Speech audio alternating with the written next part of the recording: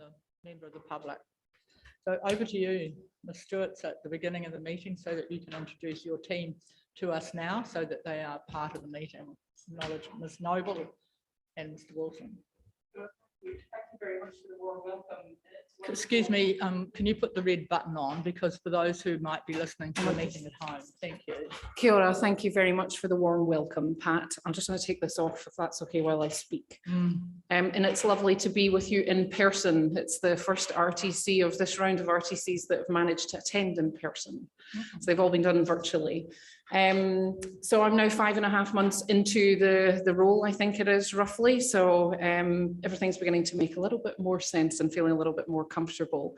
But I'd like to introduce you to two of our regional managers in the central region. Firstly, I'll hand over to Sarah to do a bit of an intro on her and her role in your region. Kia ora. I'm Sarah Downs and I'm the Regional Manager for System Design. I've been with Waka Kotahi in various roles for almost 6 years and I've been the Regional Manager since February this year. And so my role is around the funding and investment and planning about the transport system outcomes. So I will have a direct role with the council around the development of your next RLTP for NLTP funding in 24-27 and helping with the delivery of your programme for this NLTP period. Thank you. Tēnā koutou, no Canada waiuku rotorua mea tāgao e noho ana o ke kapiri ko Lonnie Dalzell tōku ingoa. So I'm Lonnie Dalzell, I'm the Regional Manager for Infrastructure Delivery for the Central North Island region. Live in Kapiti, travelled all around New Zealand, and my main part of my role is looking after the delivery of the capital projects.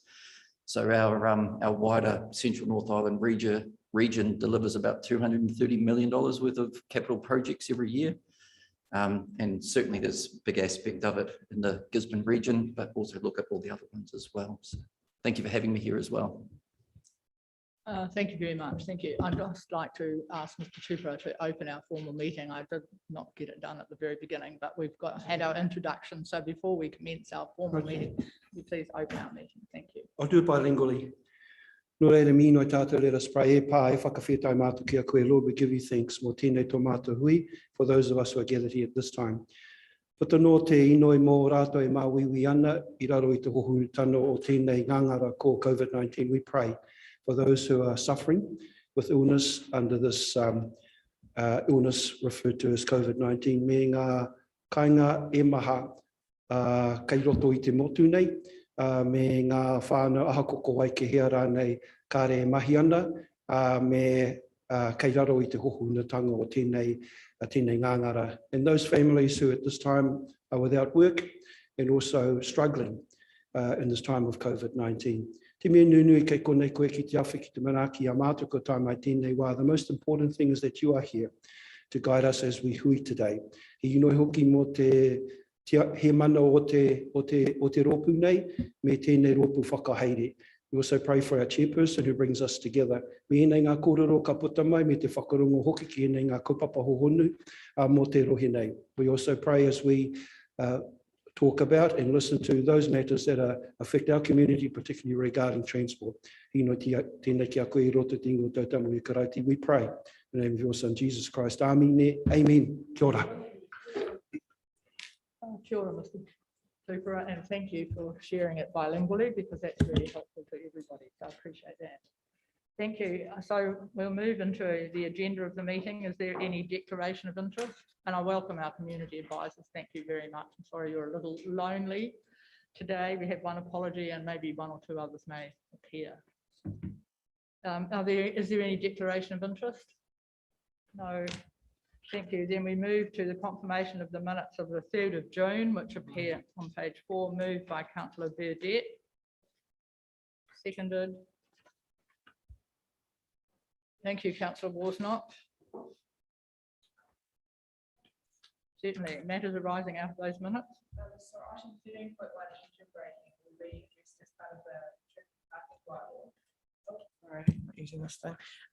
Just noting that the petition that was brought to us specifically referred to a state highway. And the further in the report refers to Waka Kotahi's position with regards to engine braking and state highways. However, that's not really very definitive for our petitioners. Is it possible for us to, I guess, advocate for some signage in response to that petition? Otherwise, that will drop off essentially without any outcome for them.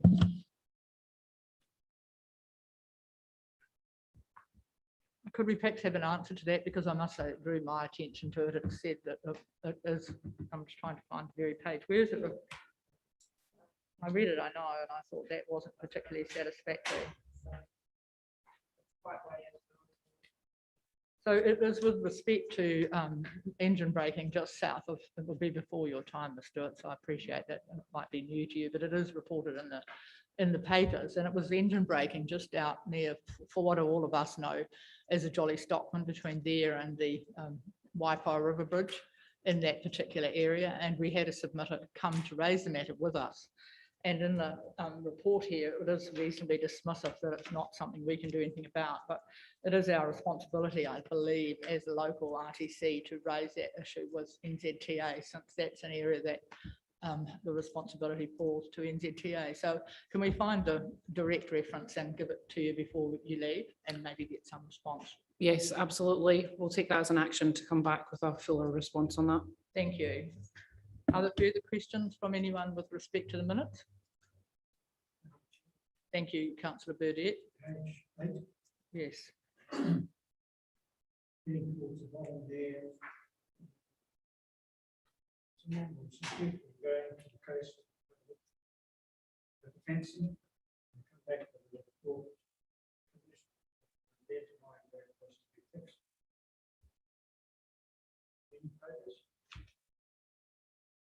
I think it's been mentioned further through in the RTC report that will come up, that Ms. Stewart brings it.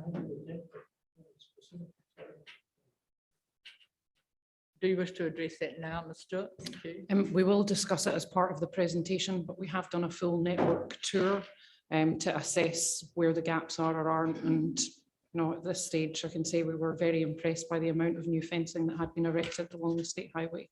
We do address it. No, I was on a very tight time schedule with Helen Harris. Thank you. Are there any other questions at the table? I'd just like to ask then, what is the status of Busby's Hill? I mean, it says here the work was due to commence in September, but I suspect that COVID, this is a bullet point in the middle of page 8, under further points highlighted. And we know work's been undertaken on Busby's Hill. Could we have an update on that, please? The design is being finalised in the next 2 weeks. The resource consent will then be lodged once that is complete, and construction is to happen in this summer construction season. And noting as well that that will include mobile phone lay-by and a slow vehicle bay as part of the State Highway 2 and State Highway 35 passing opportunities project. Thank you. And just at the bottom, and I'm not sure to what state it's got to, secretarial note B, and it's intended to extend the weeding in the corridor program on State Highway 2, and I'm hot on weeds, as anyone around here will know. So I'm really interested to know the scope of that program, and if you're maybe not prepared with that answer today, could that be forwarded to us? Because weeds on State Highway are bad, and we do need to keep on top of them. They don't grow in pastoral farms, they grow on the side of the road. We are aware of the concerns that have been raised specifically around the Argentinian pampas grass. We work in conjunction with your council on the pest and the pest management and the spraying plan, so we can provide more detail. I can say specifically on the pampas grass issue that has been raised. Last year we sprayed from Gisborne to north of Tolga Bay on State Highway 35. This year the plan continues to look at that for any regrowth or anything that we have missed. and then continue spraying from, excuse my pronunciation, please correct me, Mangatuna to Tokamaru Bay, and then spray around Te Karaka on State Highway 2. We understand there are some bad areas north of that. Great, thank you. And can I just ask for further investigation, are you planning to extend the weed control beyond just Argentine Pampas?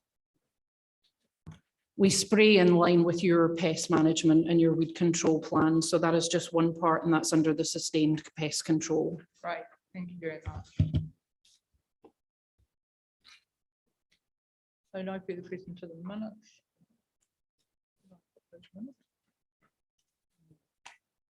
You moved and Councillor Wasnop seconded. Can I put the minutes, all those in favour that they be signed as a true and correct record, please say aye. Contrary, carried. Thank you. To the action sheet, please, which appears on page 10. This is where the State Highway engine braking note is, Ms. Stewart, the first item. And we're not the controlling authority, but we'd just like NZTA to pick that up and maybe come back to us next time with an action from that. Is that reasonable? Because thank you. And can I ask Mr. Wilson to talk to us about Makarori, the safety issues? And we recognise, just for a point of clarity, that it does say here under the action items, the report 2174 was going to the operations committee, but I understand that there are some changes that have occurred since that meeting date. So thank you. Through you, Madam Chair, there are a number of issues that the team just need to update on in order for us to put the bollards in. So there is an existing resource consent that's held in place along Makarori Beach by the motorcycle club. So the designs need to be tweaked to allow them to continue to operate with what they're doing. So just I'll outline the timeframe that's been working to. So we're hoping to have that all finished in the next couple of weeks, and then a resource consent will be lodged, and that has to be approved by Waka Kotahi and GDC. We're looking to have that closed off by the 30th of November, then submitting the resource consent from that. And at the current processing time, particularly at that time of year, it's about 2 to 3 months for us to get a consent through. And then the bollards are looking to be installed between March and April 2022 is what the current timeframe that I've just been updated on. Thank you very much. That's appreciated, thank you. So we move then to over the governance work plan, which is there for information, to page 12, which is the Kaiti School Bus Initiative. Thank you. So apologies, Committee Tina Middlemas is unable to make it here today, and she was going to speak to this report and to the next one, so you're stuck with me.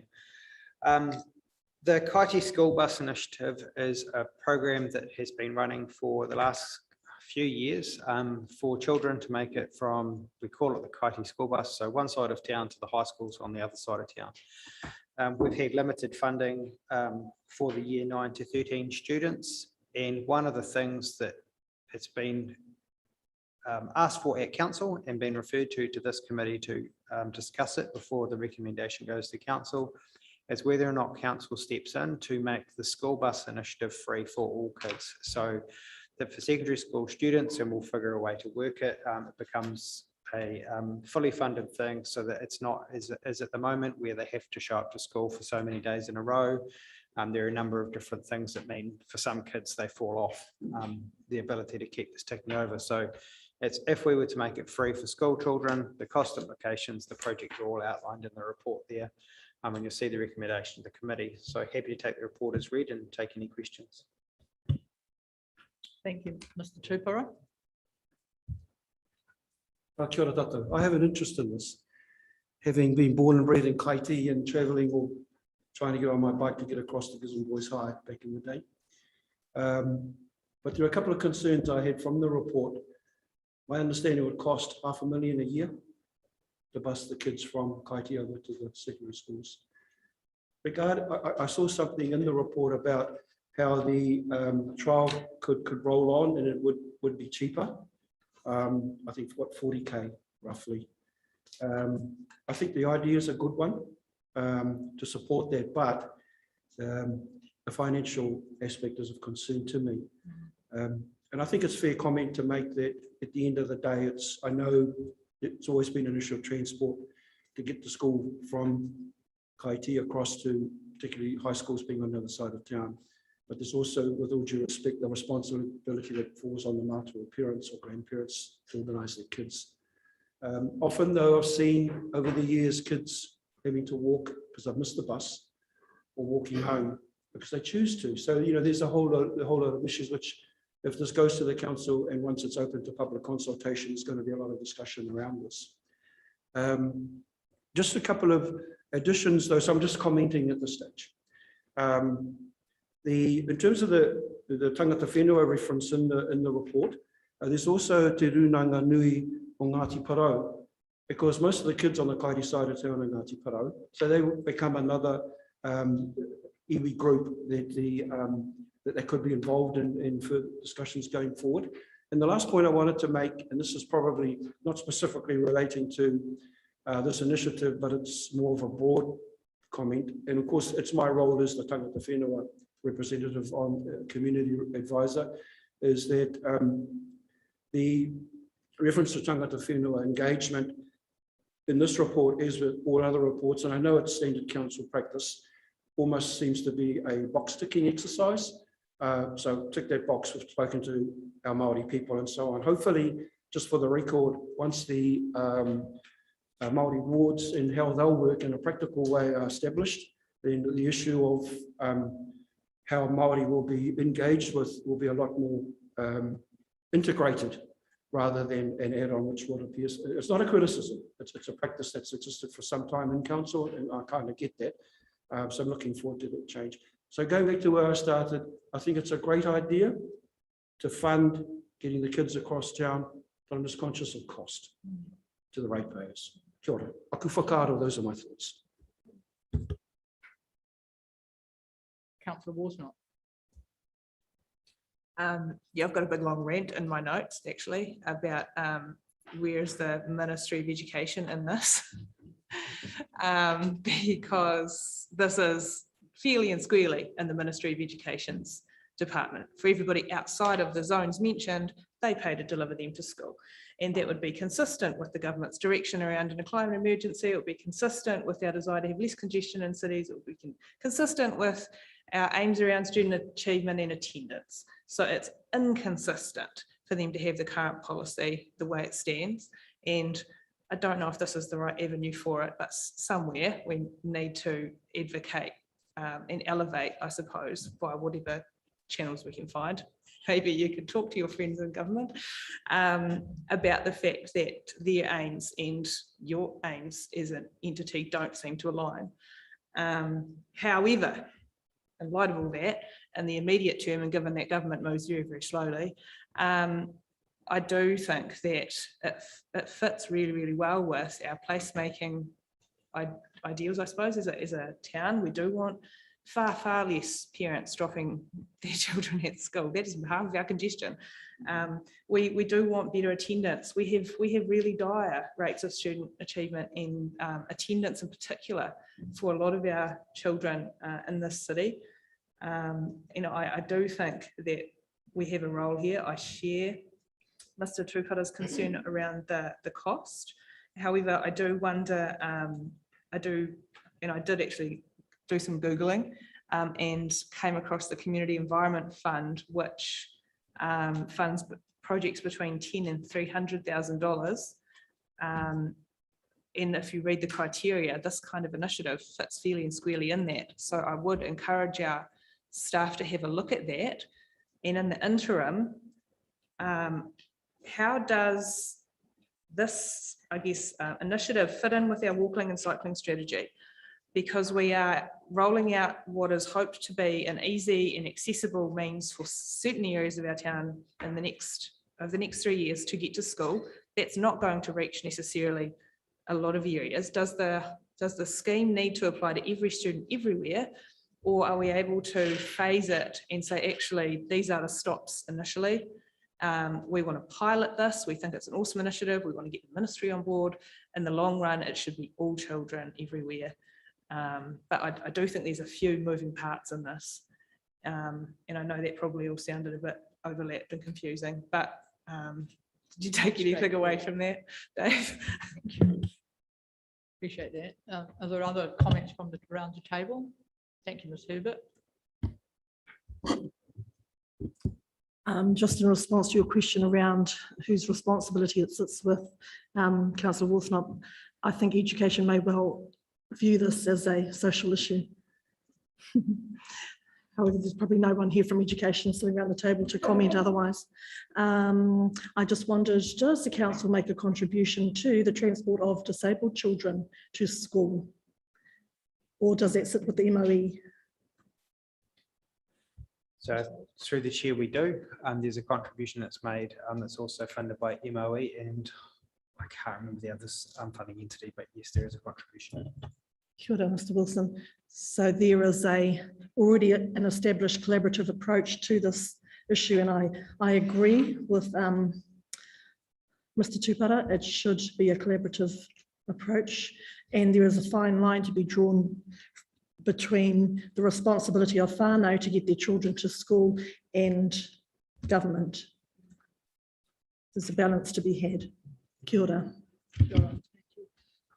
Thank you. I'd just like to raise a couple of issues. Thank you for the paper, Mr. Wilson. I appreciate you didn't write it. But it would be interesting that no one from our secondary schools are here to tell us this is such a screamingly good idea that they would like us to be doing something about it. And it does seem to me a bit interesting. And I'm sure they've been involved in the process all along. I would like to think that we probably do continue to support the fund at the price at the 41,000 that we're doing at the moment. And I hear from the paper that it does put some constraints in it, but we've just, as was mentioned at a council meeting yesterday, embarked on a 10-year plan that doesn't have this big piece of money in it. Neither does it have someone set aside to seek the funds to fund it. And I'm sure it does need some attention. And I do think the principle is so important, as Councillor Worsnop has said, nothing is more important for young people than education. So we do need to find a way to get them there. But I just don't think that this council is in a position at this very point in time to commit to the council securing the additional funding. I mean, it should be a collaborative approach from a wider group of people within this region, or Trust Tairāwhiti, who also believe in education is hugely important for young people. So the paper actually asks us to fund the extension across all school children. I'm not sure that that's where the meeting is at this point in time. Would you like to give us some assistance, Mr. Wilson, on how, while we support the intent clearly for young people to get to school and we understand the difficulties, I don't think that meeting is of a mind to support us funding it all right at this moment, and how can we advance the cause without pouring cold water on it completely? So through you, Madam Chair, if I may suggest, if the committee is in agreement that this is a good idea, it's around changing the recommendation for council to explore the funding for the extension of the Kaiti school bus initiative across all school children rather than funding it. If you don't want to say fund it directly, council, but explore the funding, or explore recommends that council investigates the extension of the Kaiti school bus initiative across all school children, then you will be able to cover off. Council can sort out the funding side of it, but you've said in principle that you think this is an initiative that should be spread across to all school children going forward, but then council can make that and then it can sit with them instead. Thank you. I'm still concerned that council's taking the responsibility when I think there are other parties in the district, like our secondary schools and others who have an interest. And I just do want to pick up on the point that Mr. Tupara made earlier. We look to communicate with Runanga Tūranga Nui a Kiwa, and we should be communicating with Māori Parau, and that's at point 23 on page 17. So can we just make sure we include Māori Parau in the conversation? Welcome to our mayor, who has been in a meeting with ministers over Three Waters. We're on the Kaiti School Bus Initiative paper, which is paper 21-191 on page 12. So can we explore with other parties so that we don't, so council doesn't end up having to wear the total cost of their expiration? Is that a reasonable approach?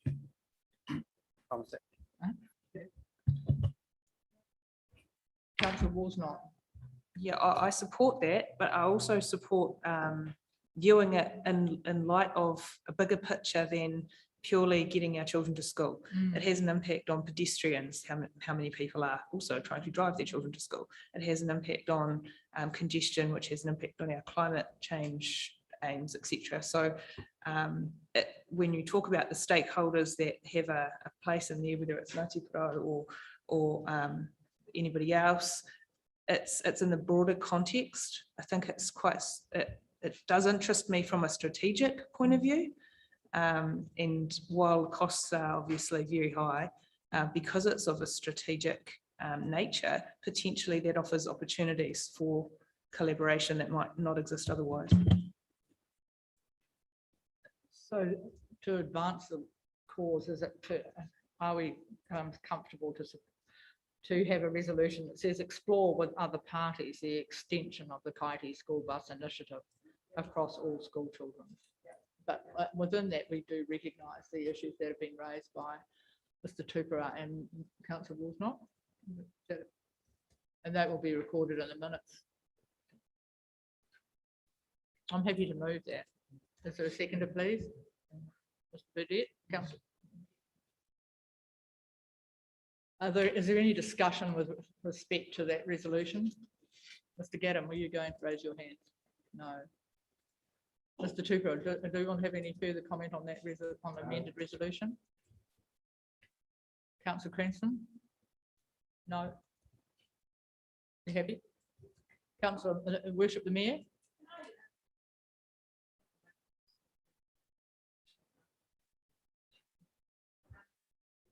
I just wanted to ask, I missed the previous conversation. I do apologise for coming in late.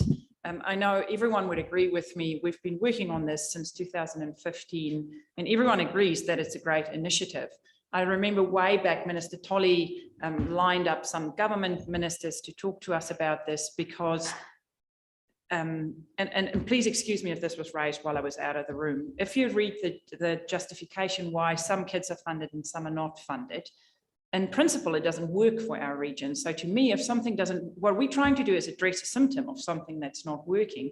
So the question, Linda, I pose to you is the justification NZTA or LT or how kids are funded or not funded. I know it's not 100% your responsibility either, or how it fits together, but I would be interested to know if someone's going to address this, because it would not only be unique to Gisborne, where kids who live in a certain range get a benefit, but kids who live out of that range who need the benefit don't get it.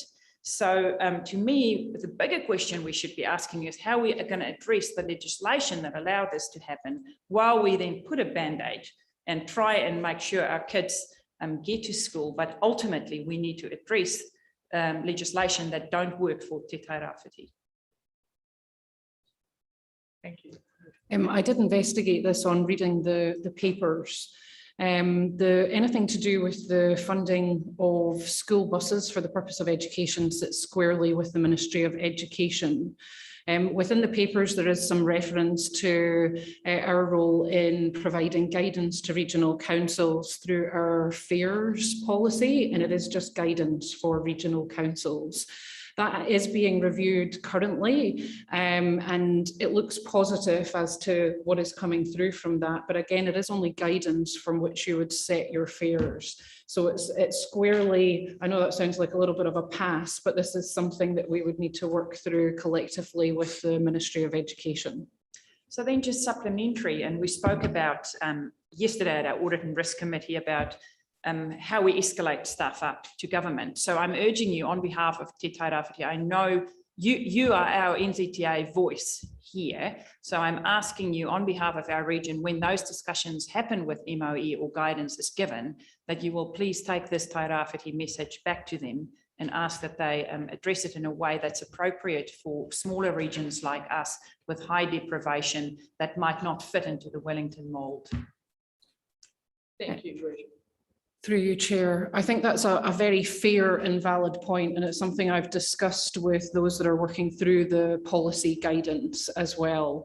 I do think that there is potentially an opportunity for us to be proactive here via the RTC and how we might approach it with the Ministry of Education.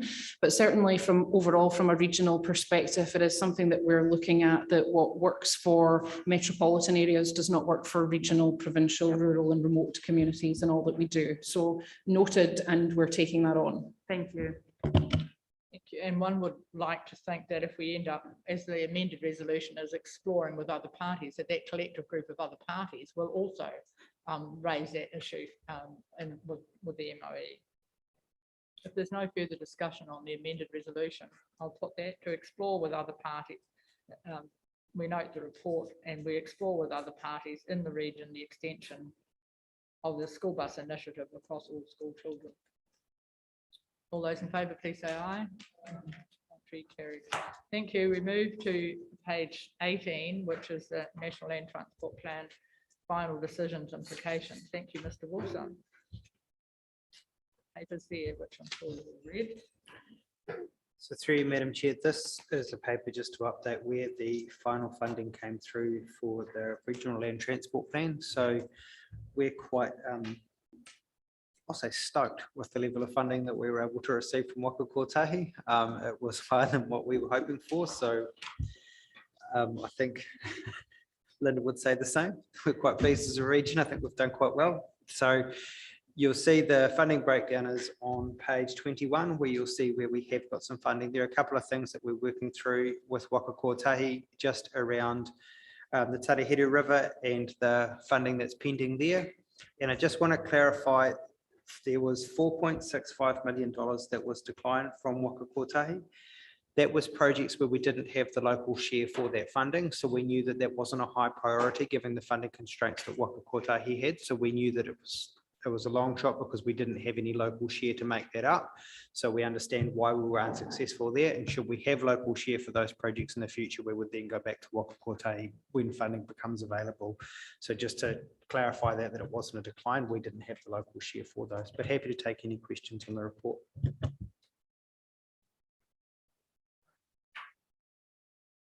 Sorry, I haven't been able to find in the other documents.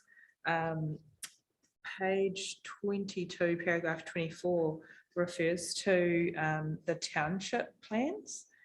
How, given that the township plans evolve and are not typically planned at the time that we put this together, how is that determined? So through you, Madam Chair, those are for activities within the township plan upgrades that we know will be identified as roading assets that will need upgrading going forward. So for some townships, we have been able to look successfully at funding for pathways. And I know that that's something that you're quite hot on, Councillor. So we have been able to put some of those things in as part of those upgrades. The lighting upgrades that we've had with the conversion to LEDs, we've been able to put some of the township LEDs in as part of those. So that's where the funding for those comes in. But we have a provisional sum for works that we know will happen within the roading corridor, and that's funded by Waka Kotahi as part of the works that we need to do. Primarily it's stormwater upgrades though. Clarify that we're not preempting, because of the standard of the pre-existing infrastructure, what the township upgrade is going to pay for. Through you, Madam Chair, can clarify, it's not saying that it's for some of the townships, they have township plans that are in place now where we know that there is infrastructure that they would like to see upgraded as part of the work that's going to happen there. So if I can use Tolaga Bay, for example, when the Main Street upgrade was done through there, we knew that curb and channel and footpath upgrades were part of the plan that was set for that community. So we had some funding that we put forward for those projects. So for ones where we know that they're going to want improvements in the roading corridor, we have improved that as part of this so that we can get that in there. But also we have to have provisional sums for the township plans in our RLTP for us to pay for some of the things that need to come through. Sorry, supplementary. So in the context of that, because I'm deep diving into this a little bit because I have a lot to do with the township plans and the communities that develop them, it's clearly of huge advantage for the Regional Land Transport Plan if those plans are developed well in advance. And the fact that some of them are really being developed as their funding becomes available is quite problematic for specific to this. So through you, Madam Chair, the township plans have been done in draft since 2011. So we had 2011 were done, and then they're taken back to those communities to see if those are still the priorities for those communities. So it is very much we're trying to preempt and look at what's happened in the past to make sure we have a funding pool that's available to draw down for works in the road and corridor. Councillor Cranston. Oh, sorry, my apology for cutting across you. Finished. Councillor Cranston. Hi, yeah, the Tarahiru. The business case, what stage is that at? Is that actively progressing? Because, yeah, the funds get pulled unless that business case is going to come up to speed. And So through you, Madam Chair, we've started the work on Tarahiru now that we have the funding available. So the team have now kicked into the implementation to start working through the business case and the designs and the things that we have funding for now. That work can now start. We're able to get the panel have been appointed to give us the proposals in order to start the work to do that. But we weren't able to start anything until we knew that we had funding. We only got the decisions on funding a couple of weeks ago, so we're chasing it hard now. Thank you. Mr. Wilson, can I just ask about 25? So we're item 25, same page, just above Councillor Cranston's question.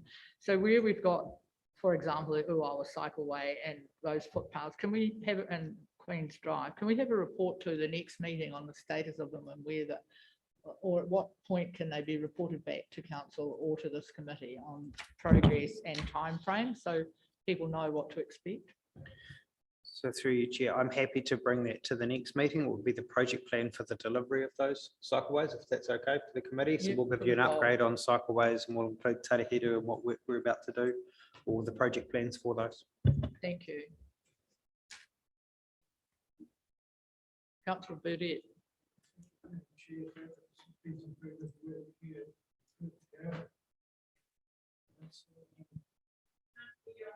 Sorry. Don't see anything indicating bridges. And we know there are a number of bridges that want repair work desperately. So through you, Madam Chair, that sits within the RLTP detail, that it be in that report. This is more just around the funding levels and what we received for the capital works that we got from Waka Kotahi. So the bridges were within the RLTP and we had full funding for the bridges that we asked for the works for on those. This is the capital works that we're delivering on. It's a different investment class. Okay. Thank you.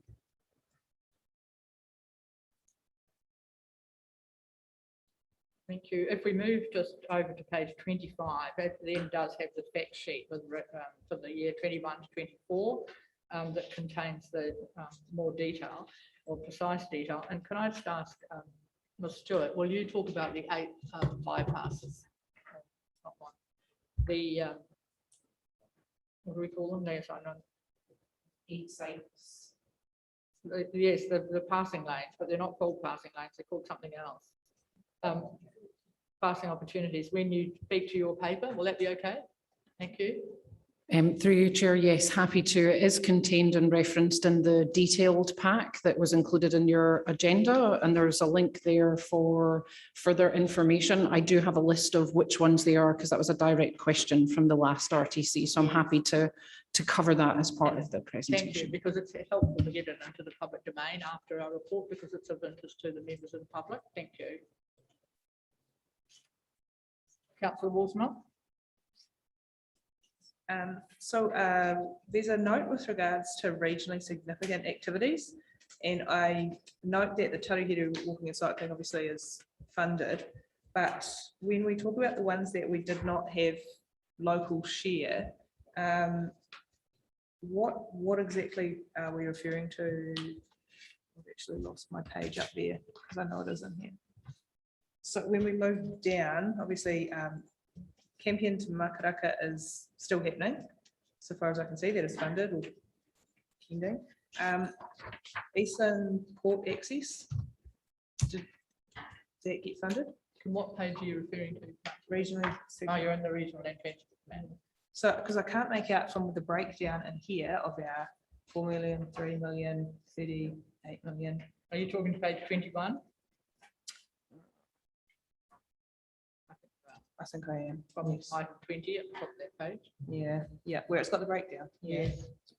Where would the likes of that fit in? Because it's obviously not maintenance and operations, is it? Or is it not anywhere? I can take that. I covered it as part of my presentation. So we've got a snapshot slide of your significant activities in the RLTP and quite clearly just red and green color them. Yeah. Thank you. So if there's no more questions directly to that paper, which is the final decision, so we'll come back to later in the agenda through the Whakakotahi report. Is someone prepared to move? To receive? Thank you, Councillor Burdett. Thank you. Moved, Councillor Burdett, seconded, Councillor Was not. All those in favour, please say aye. Thank you. So we move to page 26, which is the Regional Land Transport Plan Monitoring Report.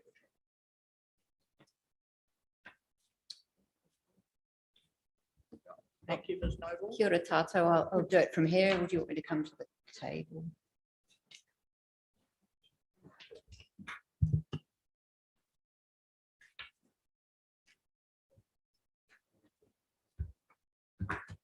Thank you, Ms. Noble. So through you, Chair, this report has been prepared by Charlotte Knight, who couldn't make it today. So it's drawing information from a variety of sources, both across council and from Waka Kotahi. It's reporting against the strategic objectives in the 2018 Regional Land Transport Plan and looking back at the previous financial year, so 2020, 2021. You see there's a variety of attachments with more detail in them than the main body of the report. In terms of what stood out for me was some of our crash statistics and our sort of serious and fatal crashes. Those numbers had gone up, although the number of crashes overall had gone down. And there was some corresponding sort of information about how safe cyclists were feeling on the roads, and that had gone down slightly to previous years. So happy to take any questions. Obviously, a lot of this data in this report sits with Mr. Wilson's team, so questions may sit with him or Waka Kotahi as well. Thank you, Councillor Cranston. Yeah, I mean, that was the obvious thing that did stick out there, that significantly safer, less accidents, and then you go down a couple of columns over and there's significantly more fatalities and injuries. So I just couldn't get my head around that. But on another matter, if we go to page 31, the table there, are there any consequences to not having the vehicle road user charges implemented in our region? Because from this graph here, it seems that it's just quite strange to me that the trucks, heavy trucks from 2000 to 2019, there's hardly an increase in that table. And we all know there's significantly more trucks on the road. And this is all trucks, not just logging trucks. So to have that graph there, so I just wondered what are the implications of you know, that we do hear that trucks are paying their charges in Rotorua and places like that. So, you know, so I mean, that's the only understanding I can get out of that table, but it just seems a bit strange to me knowing what's going on out there. Does one of our gentlemen advisors want to speak to that? Thank you. Through you, Madam Chair, it's, as you said, Councillor Cranston, they're not registered here. So the vehicle might be doing a lot of its work here, but head office is somewhere else. Transport operators don't necessarily have the trucks registered to here. Steve, if there's anything you want to say about it?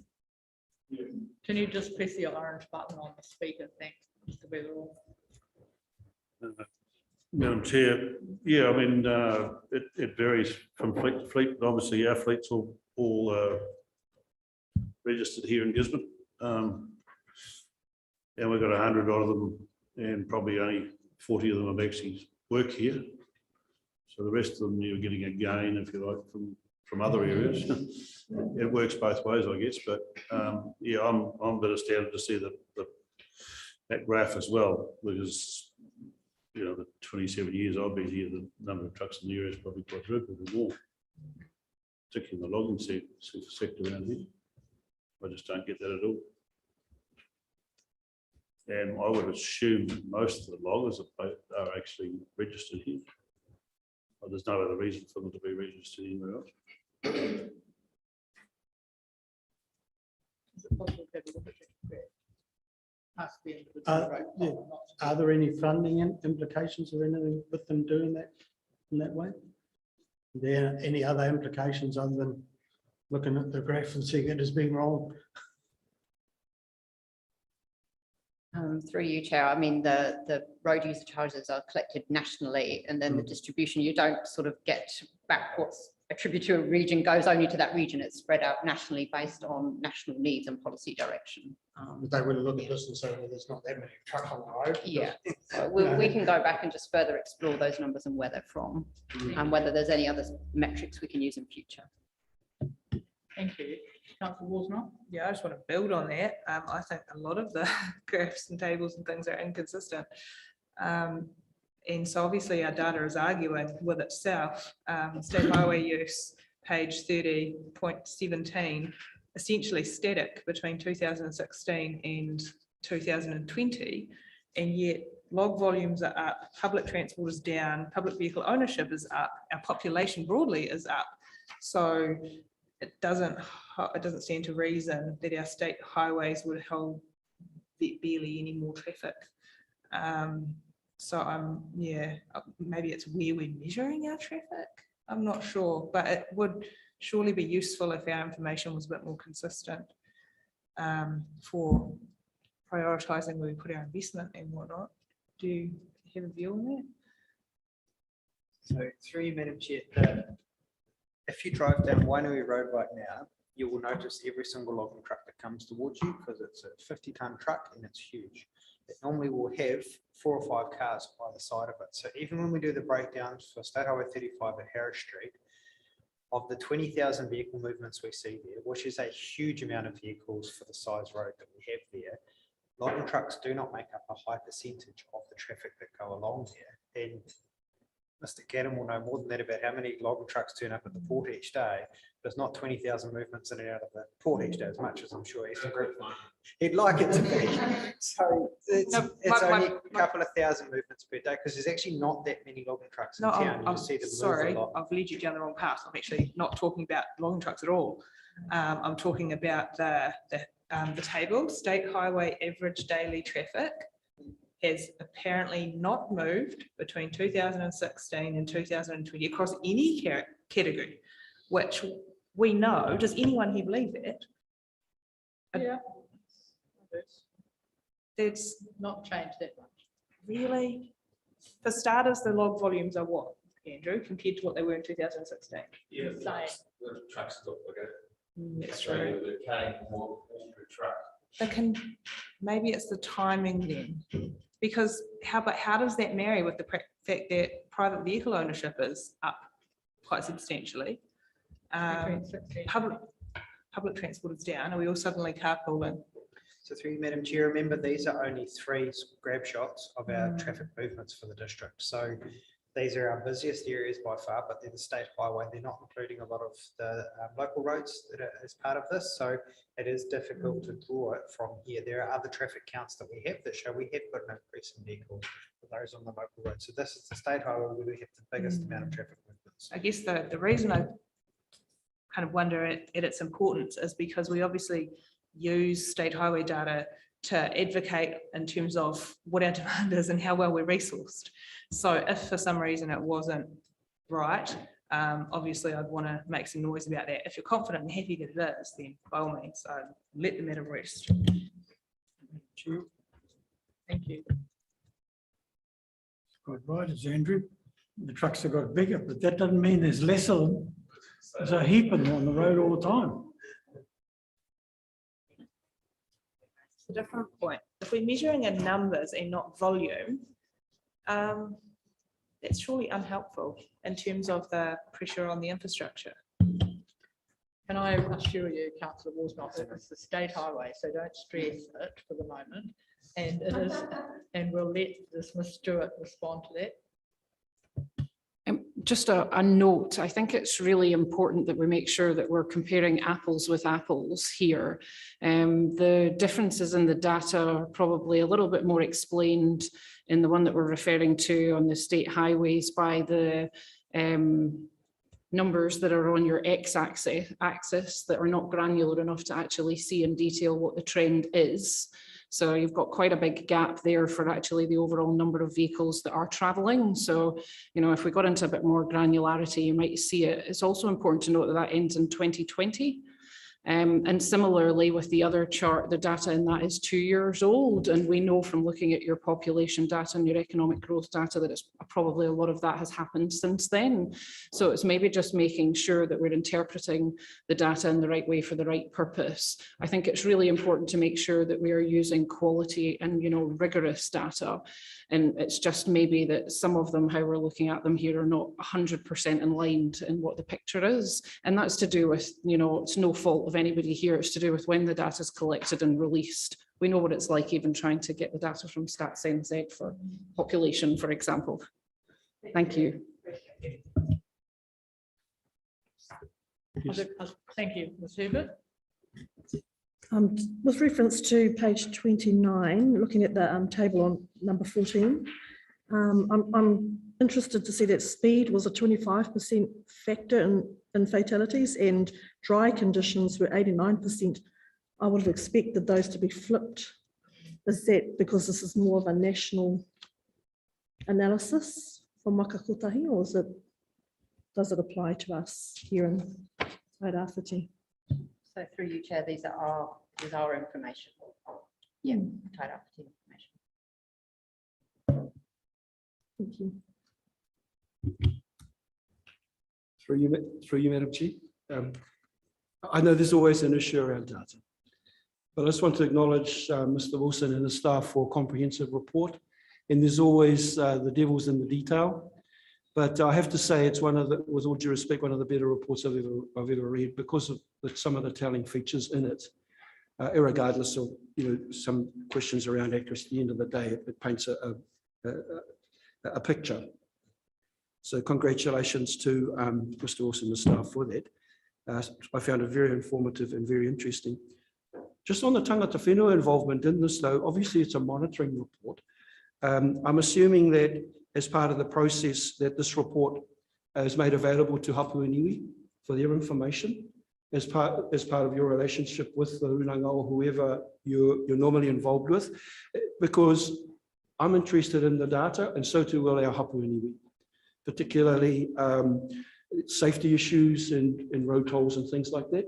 So if it's not happening, I said, just a suggestion, it might be part of the process that it made available to our people out there. Because they will be just like me, very interested in that. Just referring to the issue of cycling, about our people generally not cycling. I'm assuming that out of this will come a program, if there isn't one already, to encourage that. I know I've tried riding around some of those roundabouts, man, and it's, you know, your life's on the line, so I can understand why people won't get on a bike. I can still ride a bike, by the way. Just so you know. I was interested though, page 39, about the inner harbour area, because that's my Hapua Ngāti Onione there. And there seem to be zeros there in terms of pūteo funding being available for that. So can you explain to me why that is the case? Is it that funding isn't available or hasn't been allocated or budgeted for that area? In the harbour development. Just a few zeros there. Reference to 2.3 mil. And then that's pretty much it. Through Madam Chair, that was the implementation of the works and the upgrade that happened in the inner harbour. So that was the 2.3 million that's 2.2 has been spent. Would you like to respond to the issue around making available data with our safety officer works with the community? So through you, Madam Chair, the data that's contained in this report is used in a number of different ways, not just with our iwi community, but also with our community full stop. So our safety officer uses this, and L'Oreal's report is going to talk to this in a minute, just around how we interact with the community, but then also around how we do things, keeping our whānau safe. So for up the Mata, 58% of the vehicles up there are heavies. We know that on the road up there, it's a lot of forestry up and through there. So the education signs that have gone up around people keeping their lights on, the forestry channels that the forestry companies have already done. So we use those for the information in this is the high level. We use this to influence what we do with our community. And it also helps ground check some things that are happening versus perception versus reality. Oh, it's not, isn't that many heavy vessels? Well, it's actually quite a few, or there's more than what we think. Well, actually, it's not that many when you look at it. So this data is used in a number of different ways to inform our community. Thank you. I just noted on page 40 of interest that the wharves maintenance, and I know we made that we've had those make safe repairs. It's a second box on the top of page 40.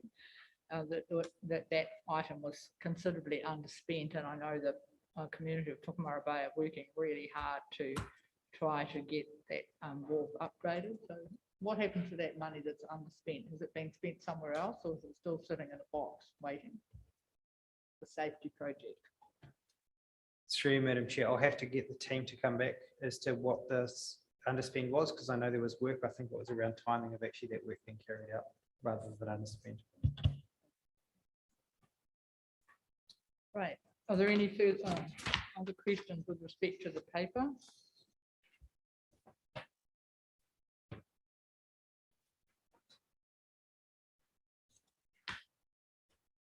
If there's not, if someone's prepared to move that the paper, that's a noting report, move councillor Burdett, seconded councillor Cranston. Thank you. I'll put that to the meeting. All those in favour that the paper be received and noted. All those in favour, please say aye. Contrary, carried. Thank you.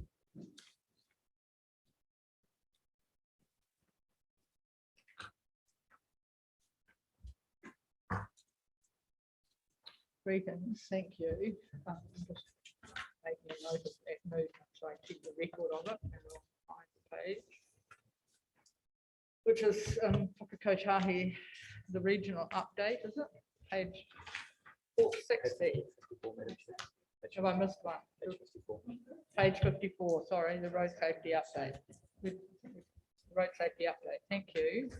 So Page 54. So through you, Madam Chair, if I can just introduce L'Oreal. So L'Oreal Chase is our road safety educator who's joined our team here. She's been at council for a while now, but has come into this role, has been working it for the last 8-9 months, but it's been made permanent. So just introducing you to those in the committee who haven't met you before.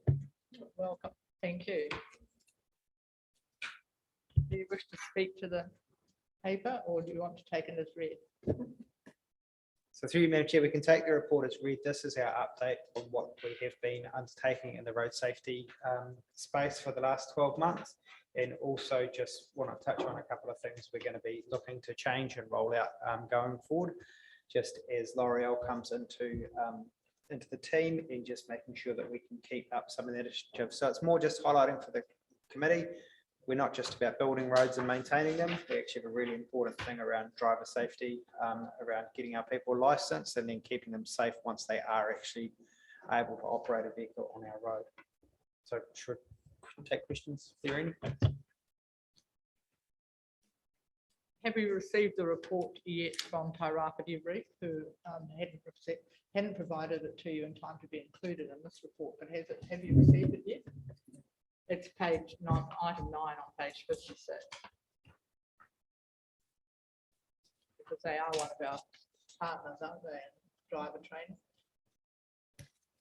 Education. Through you, Chair, yes, we did receive the report. It was 100% successful pass rate for the last numbers that we did with them. Great, thank you. Did everyone hear that? 100% pass rate for the last. Thank you. And 100% pass rate for those who were in the last batch that Gisborne District Council were working with Tairapa Everett. This is a really important program. Councillor Worsnop. Thank you. Through you, Madam Chair, thank you for your report. I just have a question about the Whakamana program. Is that a council initiative? Through you, Chair, yes, it is. Congratulations. So I think the whole kaupapa is really important, even just the use of the word whakamana here. It's very encouraging for those who participate, and the kaupapa for that fits in with the program. So well done to the council. Just quickly though, it is also funded by Waka Kotahi, so I don't want to forget them because I can see Linda at the corner of my eye, I'm avoiding eye contact with us.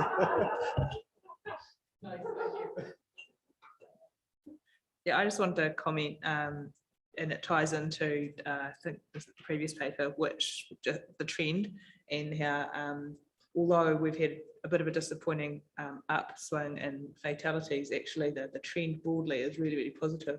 And so that would indicate that a lot of the work that's going on is bearing fruit. So congratulations on that. I do have a question around what some of the work that we're about to go into around reducing speed limits broadly across the region, just in light of the fact that there are regions that are ahead of us in this, and there was, I actually saved it somewhere and I haven't been able to find it to refresh my memory, a region that dropped their speed limit really dramatically. I think it was down to something like 30 or 40, and their incidence of injuries resulting from accidents is shot through the roof, and vast majority of the reasons behind this, people aren't wearing seatbelts because they feel safer driving slower and they're not bothered to put their seatbelts on. So do we have any work in that space? Is that work that we will do as we look to progress lower speed limits, or does it something that needs to go out in conjunction with a campaign around seatbelt wearing, just so that we don't avoid a similar fate, I suppose? So through you, Madam Chair, with the lowering of speed limits, that's some of the work that L'Oreal and the team will start doing around keeping people safe. Seatbelts are one thing, but it's also educating people that we have dropped the speed limit for a very good reason, and it's to try and keep people safe. It's not, oh, sweat, I can do it at 30K, I can switch off and now check my phone.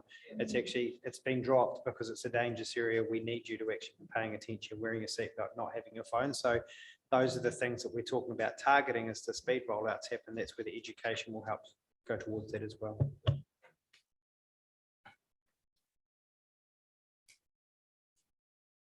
Ms. Herbert, thank you. I commend you on doing the education side of things. It's great to see activity from the council that is opposite to the ambulance at the bottom of the cliff. So well done. In terms of community engagement, if you ever need to consult with the disability community, I can help you with that.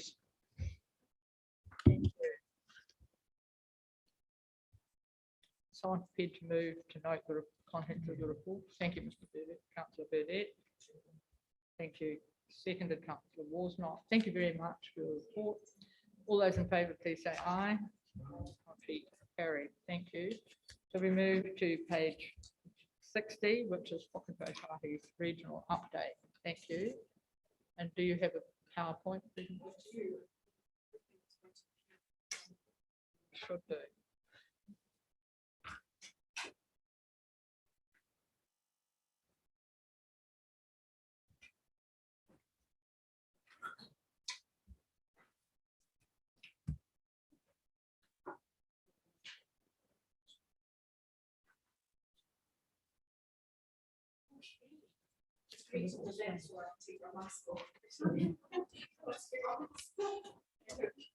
So thank you very much for having us as a team here, and I think we might have a couple of the Waka Kotahi team online virtually as well, which is great. So hi team. Just noting your microphone, I'm sorry. It's okay. I reckon that they'll know what I'm saying. Thank you. You'll notice a slight change in the style of reporting, and it's something that we're looking to continue to evolve with your feedback over time. So in your agenda, we've provided a more detailed update on a lot of the projects and activities that are important to you and your community.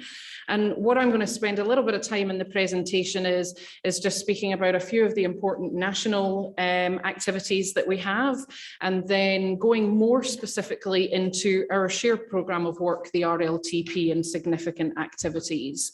I'd like to use the collective experience around the room as much as we can to inform how we're all collectively tracking on our agreed programme of work, but still noting that you will need the detailed information to respond to your community as well. There we go. So first of all, just a brief update on Road to Zero, which you're all becoming more and more familiar with.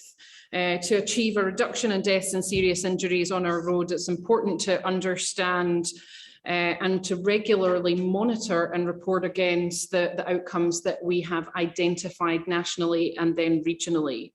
This helps us all to drive action, but it also holds Waka Kotahi and other agencies involved accountable for what we've committed to collectively. So this is the first annual monitoring report to be released. It's the first of 10 of them. And there might be some useful information in here as well for you to consider around how we're measuring progress, how we are actually progressing through 2020 in our delivery, and how we're tracking towards the achievement of those goals set for 2030. The report is available on the Ministry of Transport website, or if anybody is particularly interested, we can get a copy directly emailed to you. Can I just say before you move off that, I think that is really important because we do have a number of road traffic accidents in this district, and this committee in the Spates time had discussed how the changes were going to be measured, because this is a significant piece of work. So I think it would be really good if the report could be emailed to our council officers, and then they can make it available to everyone on the RTC, please. Absolutely. Because it is quite critical, and there are elements within that we might want to talk about another, at the next meeting maybe. Absolutely, happy to do that. Delivering for broader outcomes. So for all of us, working with diverse suppliers is an important part of what we do. And our broader outcomes vision aligns with Te Ara Kotahi, our Māori strategy at Waka Kotahi. We have elected to use the services of the government procurement partner, which is Amatai. And Amatai provides us with access to 650 Māori and Pacifica owned businesses that focus on construction and infrastructure specifically. And through them, we have access not only to those businesses, but to bespoke guides to how to help us improve our diversity in our suppliers, different tools and resources so that we can begin to embed this way of working in all that we do across Waka Kotahi. They also, as well, interestingly, provide one-on-one advice and guidance too. So that's really great support in how we're tracking and any issues that we encounter as we move through this journey to ensure that we have diversity in our supplier range. It's a great way to tap into new markets that you might not have known, so new suppliers, but also as well, these new suppliers bring in innovative and creative solutions that we may not have thought of before. It's also a very important part of our work and how we can influence the growth and prosperity of small to medium as well as large Māori and Pacifica businesses. So again, that's something that if you are interested as a council, that we can share in more detail with you. Oh, sorry, jumping. Yes, I've not heard of Amatai until today. So it sounds very interesting. Certainly something I would think that particularly our hapu and iwi in this area would want to know more about. Be interesting. And no doubt it will become part of discussions, as I said earlier, in terms of the establishment of the Māori wards, in the context of transportation and so on, that all coming together. So thank you for introducing that. I see Amatai as an example. There are other examples out there as well, isn't it? Quite. Thank you very much. And I should note that it's the government partner that is open to local government as well as the commercial sector. It's not just ours. Just to update on that as well, Amatai have a hui coming up in a couple of weeks' time that we'll be speaking at and talking to. Locally, it's being led by Tui Babington, so she's looking after that. And Te Haringa o Te Taio is our resource efficiency strategy. Waka Kotahi wants to move into a space where we take a whole of life approach to our infrastructure projects. So factoring the impact on the environment into our decision making so that we're truly looking at outcomes for our people, our community, but also for the planet as well. We all know, and you all know even better than I do, that the land transport system is very heavily resource dependent. So we have developed a resource efficiency strategy to help us to deliver on our commitment to improve the land transport system sustainably and to minimise the environmental impact. Just for clarity, when we talk about resource efficiency, we mean energy consumption and the waste that's produced, as well as the use of virgin materials and recycled materials in our projects and programmes of work. This specific strategy helps us to look at the environmental impact of our work. So how do we quantify and measure that, as well as the operational carbon emissions that are created in our projects, and as well as our maintenance. So for us, this strategy covers infrastructure improvement projects that are fully or partly funded by Waka Kotahi. It's an area of increasing interest. So we've got councils across the region that are keen to just begin to think of this. So again, if you're interested in finding out a bit more, we can provide you with this resource efficiency strategy as is appropriate for your council. So now a bit more of a regional flavour. We've already introduced two key members of our regional leadership team, but I just wanted to set the scene a little bit on why we have a regional leadership team and why that's important to Tairāwhiti. So we place as an organisation a high emphasis on the importance of our relationships with our partners. But what does that mean in a regional context for you and your council and your communities?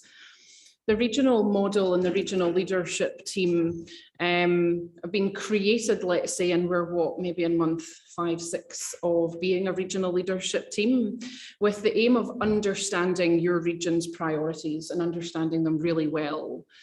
Also as well to understand regional variations. So that's between you and your very close neighbours, but as we mentioned earlier, between here and our large metros, for example.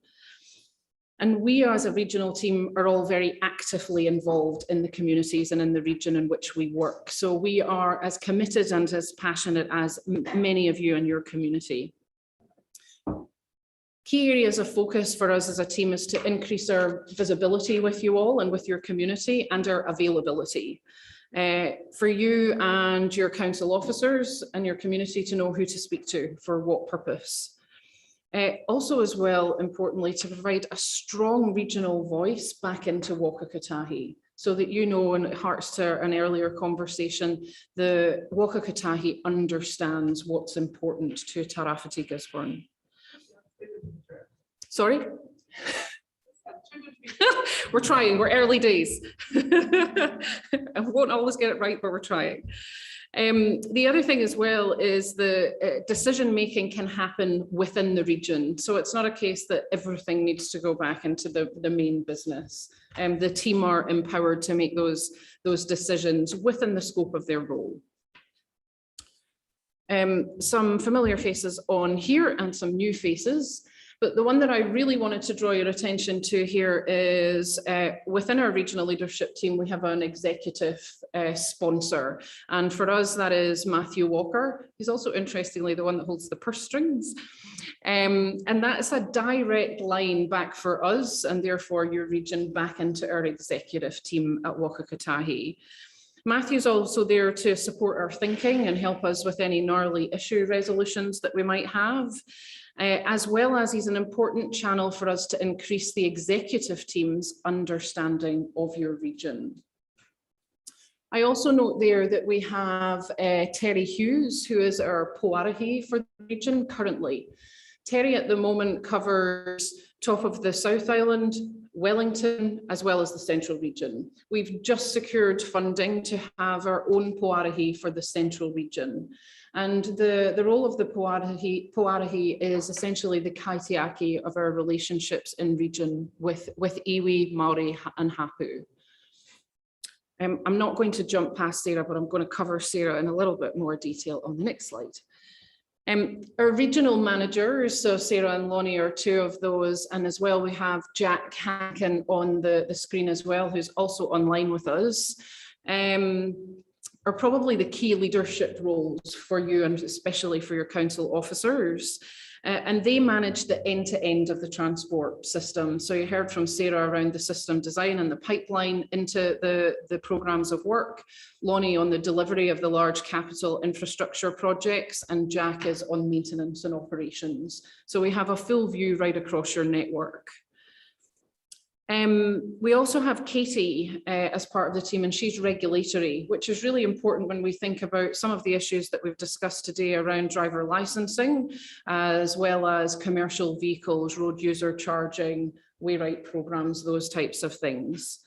And then we have Jeanette, who is there to oversee and provide oversight of our comms and engagement within your community. So we have Siobhan based in the regional office and comms and engagement, and Jeanette is Siobhan's line manager. So that gives you a bit of a flavour now that we are bolstering the amount and the kind of investment into supporting you and your region.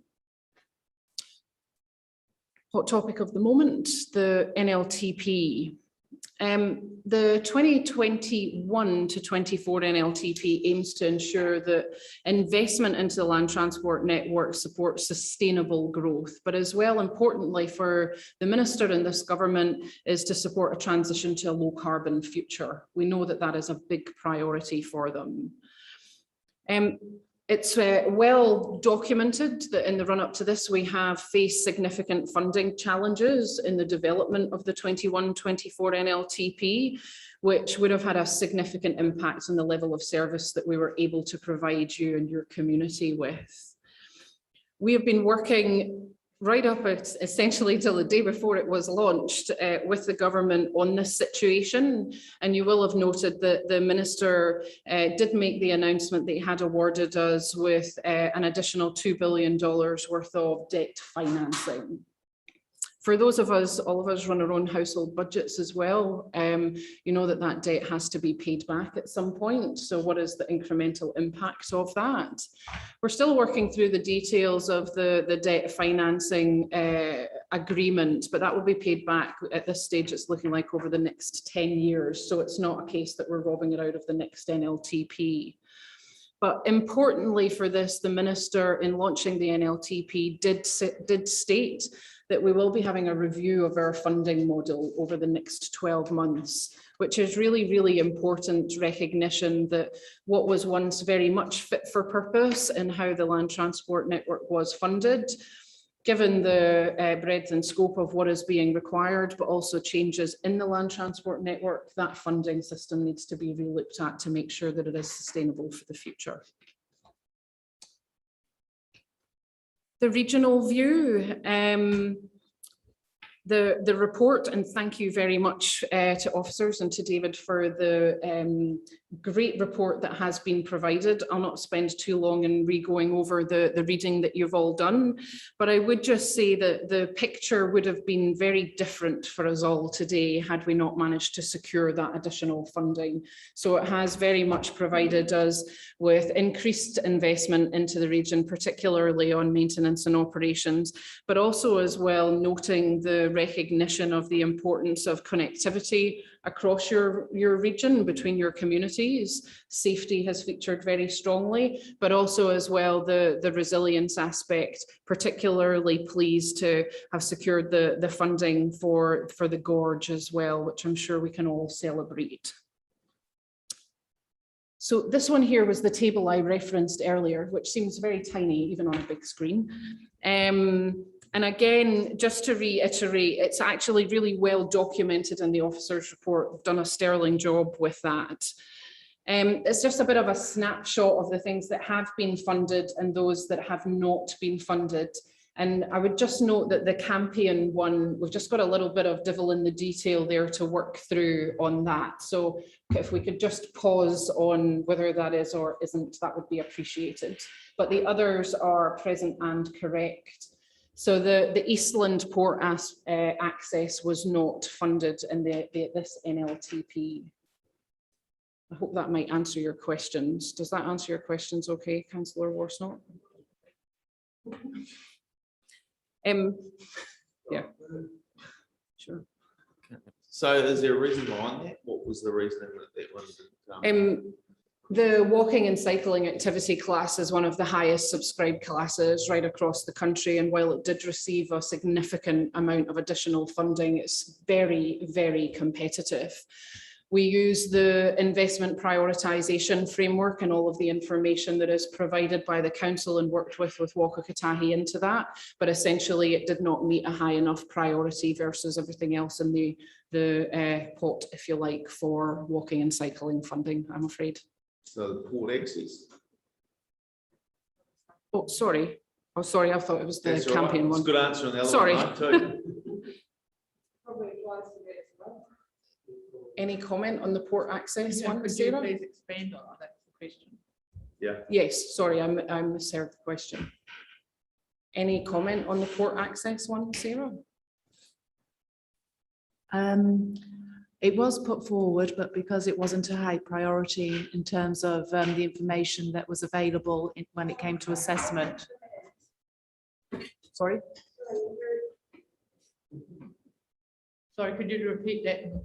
Mr. Burdett was asking a question, Ms. Worsnop was talking, so can you just repeat? Oh, sorry, what you through the just said, chair. please? So the Eastern Port access was put forward, but because nothing had happened since 2017 and there was a lack of information available for that, it was put on hold and moved beyond the 21-24 period.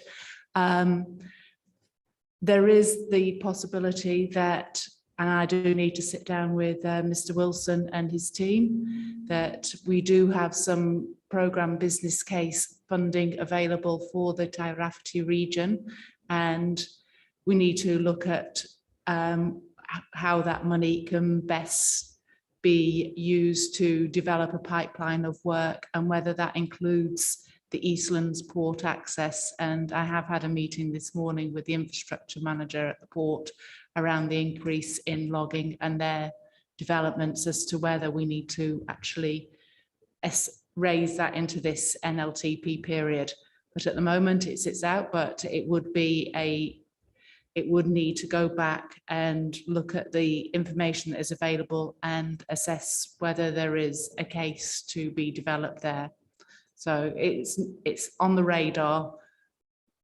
Been on the radar Thank for you. like 10 Yeah. years. You know, I mean, Just, can we just? yeah, I'm massively disappointed, and I think getting a sense around the table that everyone else is too, because we spent a lot of time working through it and elevating it for that very reason, with the view that it would be funded. It's been on the radar for, as I say, it was actually supposed to be done when the port access road was put in And 15 years ago.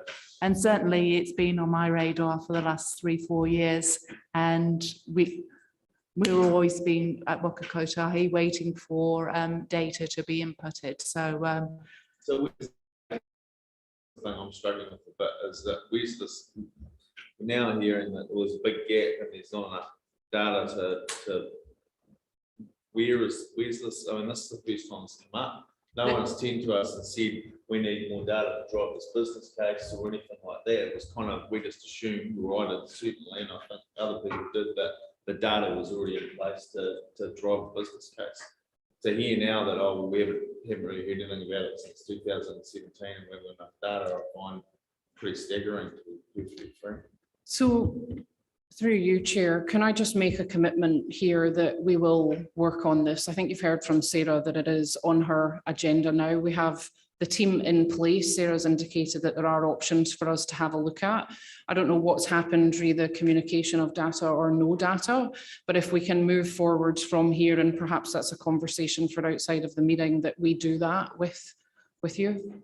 Yeah, I'd support that, because that was what I was going to ask in the presentation. That was, or the justification was given to us, that there was a shortage of data to ask if Mr. Gaddam had been asked for further data, because the Regional Transport Committee did work hard to see that that port access was elevated as a principle from this region. So can we, without getting into further debate around the table now, which is, I think, is what you're suggesting, that we leave it to you, Ms. Stewart and Mr. Gaddam, to ensure that it does get elevated.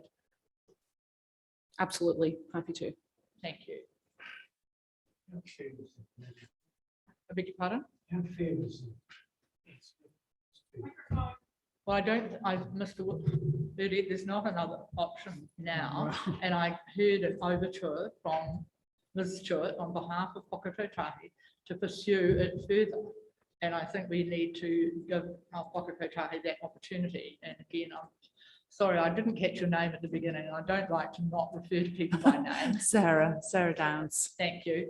And that will be followed up. And I'm sure that Mr. Gaddam will see that it is followed up, but that's the commitment that's just been given. And I imagine Mr. Wilson is involved as well. It's a significant item for this region. Councillor, I beg your pardon, Your Worship, the Mayor. Can I just ask a process question? If Mr. Gaddam did not notice that today, and that schedule has gone through our committee today, would that project have gotten any legs? Because it might, you know, the reason that Andrea has now elevated it and Sarah has answered and Linda has said we'll take it further. If that didn't happen today, would that project just have sat there? I'm just asking what the process is for our project sitting there with certain timeframes and your ability to move it forward or backwards as information comes to hand. So through the chair, yes, there is a process, and it would potentially, if you hadn't raised it or I wasn't looking at it, it would have sat there until it had been raised or it had become an issue. But because of the nature of the role that I'm in, my team look at all the developments that are coming through. So we were aware that a land use development application is likely to come in through the port. And so that brought the access back onto my radar, and hence why I've been having those discussions with the port today and with the team and looking with the safety engineers as to what the particular issue is. And so I was able to go back to the business case that was started around 2017 and didn't really ever get legs. And I don't know why it got put on hold, but I was just told that in terms of the assessment going into the prioritization of the NLTP, because it hadn't moved since 2017, there wasn't enough available to prioritize it at this time, but that doesn't mean that we can't reprioritize. Mr. Gaddam. Sorry, I don't want to labour it, but I'm a little bemused at how, because when I went through this and when I saw that it wasn't funded, I've looked at this and it's got it funded. It's clearly got it as a line item on page 48. Yep, 48 and 45 as well. 46, sorry. So it's got 150 for this year, and then some bigger chunks of money, which I presume was the land acquisition and then eventually building it. So how does that work? So how do we have it in our land transport, in our regional land transport plan, when it's not actually funded? This makes a bit of a mockery of the process. I'm struggling to understand when all the good work that gets done on this, and then this isn't actually right. If someone else picked this up and wasn't sitting around this table, they go, oh yeah, all these projects, I'm looking at the year and I'm looking at the funding, but actually it's not correct. Sarah's keen to explain. So through the chair again, yes, it does seem an anomaly, but actually through the land transport planning process, councils and regional transport committees are able to put regionally significant projects forward, which then get put forward still into the national bucket of funding, and they're then prioritised based on the investment priority management framework. It doesn't mean that it has to be lost, and keeping it in your regional land transport plan keeps it then as a focus, that it means that it should be then discussed on a regular basis as to whether it needs to be pushed forward again. So I would recommend don't ever losing it from your regional land transport plan, because then it means that we can have these conversations. But Yeah, 6 I or just 9 thought months we'd been ago, here for yeah, 10 years. 6 or 9 months ago, we did have this conversation, and I well remember the committee making sure that the port access was put up sufficiently to be within the packet of projects that were to be funded. Having said that, one can reflect back on the work of Councillor Hazeman around this table and the Motu River Bridge, as we call it, but it's not at Motu. And it was actually funded, it dropped off, even though it was a priority for this region, it dropped down below the funding line so many times. And it was only when the minister actually determined that it had funded himself out of a different pocket, we now have a very excellent bridge over that portion of the Motu River. So we are familiar with what happens once the local plan goes to Wellington. But can I just reiterate, the bit that disappointed me the most in your presentation, Sarah, was when you said there wasn't enough funding, enough information. And I think, can we be assured that in future, where you don't think you have sufficient information, that you come back to the key players to get that information? Because as Mr. Gaddams alluded to, he would have thought that the information was there, and this committee thought that the information was there. So if we aren't told, we don't know. I agree, and certainly I am. That is part of my role, is to be proactive, and certainly because we had a very different operating model, we weren't in that position to have this kind of relationship. So going forward, I would say these kind of projects and issues will be dealt with in a different way. Thank you. Just as a help, and it might be back to you, Ms. Stewart, what is this time frame for something to have a conversation, a serious discussion outside of this meeting with respect to this project? I think we're catching up pretty soon, are we not, Andrew? Next week? So that would be stage one of just getting a better handle on both our existing relationship, and then from there we need to organise, I would say, a bit of a series of Hughes to get into the detail, to be honest. So we should have a collective view well in advance of the next RTC meeting. So we're not hanging around. So partway through this process, the way that we give weighting to safety in particular was something I raised a few times, and it's been a big determinant of where everything has fallen up there. And consistently, all of our cycleways are given a 5, and a very heavily used roundabout has been given a 3. How much impact does that have in terms of where it sits on our list and how it gets funded? Sorry, can you just repeat that? So obviously the weighting that we give to safety, for example, which has a huge influence on the way you prioritise things. I sort of argued earlier in the year that I thought we didn't have our proportions right when we're giving cycling for some roads that are in some areas dangerous, but certainly possibly not the whole thing, versus a roundabout that's very, very busy and congested almost continually, to be rated at a 3. Where we've landed is where we've landed, but how much of an influence does where we've landed and the corresponding order have on your decisions? Through the chair, having worked in the council myself many years ago and having written regional land transport plans, and for that regional transport committee to have a high priority, and then it is, I can appreciate how disheartening that is, but yes, it's sometimes irrelevant in terms of that national prioritisation. So I used to work in Tasman, and we put forward Motueka Bridge every RLTP. It's still not being funded through Waka Kotahi, but it was so.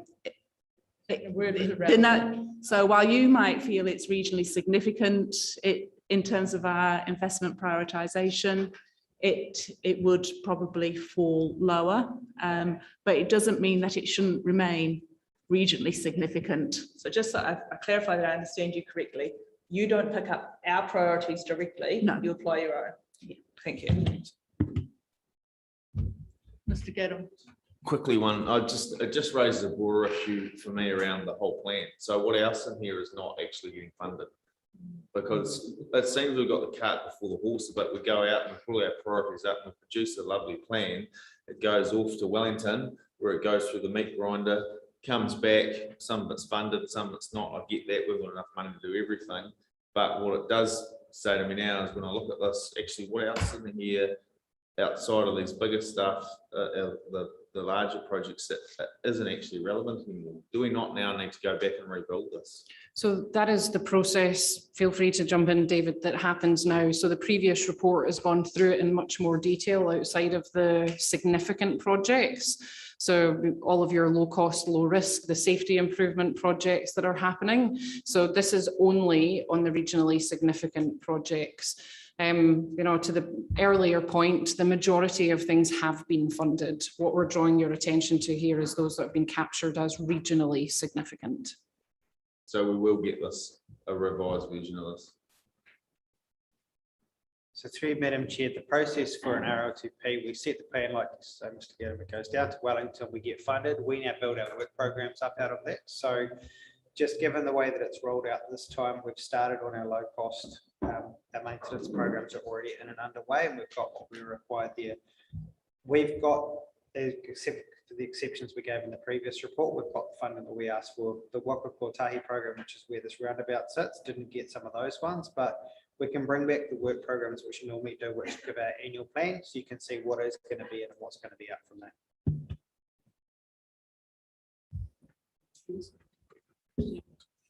Councillor Burdett. Like Andrew, I'm terribly disappointed with the outcome, and he must be more so. It's to my knowledge, the best part of 10 years that we've discussed this on an annual basis, and the staff, Waka Kotahi staff, the transport agency people, were here and taking the lead. One thing about me that's terribly disappointing, there's nothing there on Highway 35, and right at present, right at this point in time, it's a disgrace.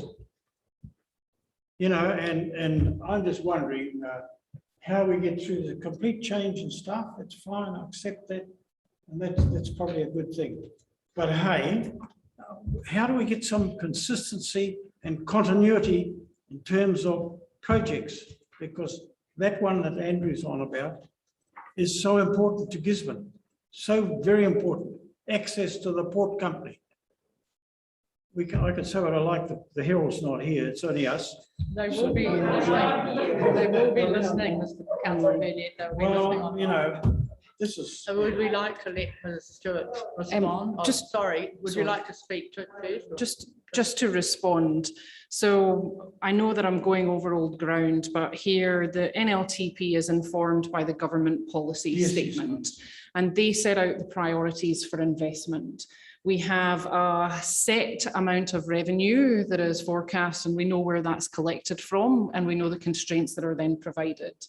Under the 9 different activity classes, there are a minimum and maximum amount that we are able to prescribe funding to nationally. So the purpose of the contestable RLTP process is then the regional plans are developed and entered into the national approach, and we look at it from a national perspective. So it is very important that your regional priorities remain there, but that does not mean that they will be funded given the constraints that we work in the prioritization process.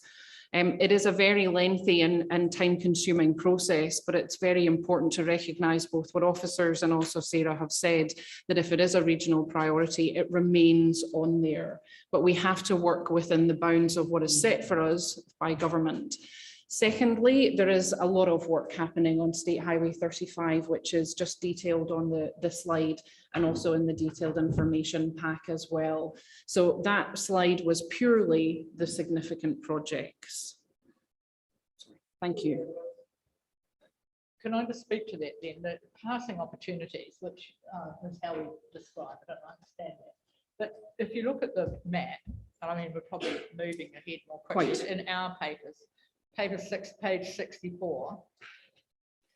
It's a little inconsistent in how it's presented, but if I try to read carefully the small script, it looks like we've got 2 passing opportunities, one on State Highway 35 and one on State Highway 2. That doesn't seem to be a huge amount of resource. So if we, I'm sorry, I'm conscious there was other, it will get covered. Okay, so, Yes. and I beg your pardon, but I did say you could answer your question, and I took. More a statement than a question. I don't know why you're all acting so surprised. We were told by Ms. Stewart's predecessor and also by Mr. Wilson several times that our priorities may not necessarily be a national priority and that it would be put through the ringer. But this might be a little bit cheeky, Ms. Stewart. You have a central regional team. It's great that you're investing in distance management of your team, and I note that you have people in Wellington, Palmy quite heavily, one in Napier, one in Hamilton. You need to appoint a Māori representative to your team. You might want to take somebody from Tairāwhiti so that things like Eastern Port access can be lobbied for in the midst of your team and the wider constructs of waka kotahi. Kia ora. So maintenance and operations. So this covers other work that is happening by Waka Kotahi, and the purpose of this is to begin to give you greater oversight of what is happening across your network.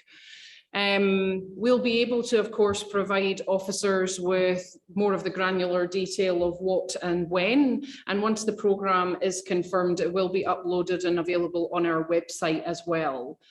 The total budget for maintenance and operations over the 3 years is just under $57 million across your state highway network. Approximately 60% of that budget will be spent on maintenance, routine maintenance work, which includes things like structures, so retaining walls and bridges, reactive surfacing and repairs, street line maintenance, drainage, etc. We're just firming up the details of the total 3-year plan, but if we jump onto this slide, it looks a little bit messy. You can zoom in a little bit more detail on our website, but on the left-hand side is the programme of works for this financial year. And then on the right-hand side is the total amount of work across your state highway networks. So at a glance, we have 32 sites for full rehabilitation, 244 sites of resurfacing, 7 sites of thin asphaltic resurfacing, and 70 drainage sites being addressed across the network. So just to give you some reassurance that the funding on maintenance and operations is significant, it is one of the highest in our region.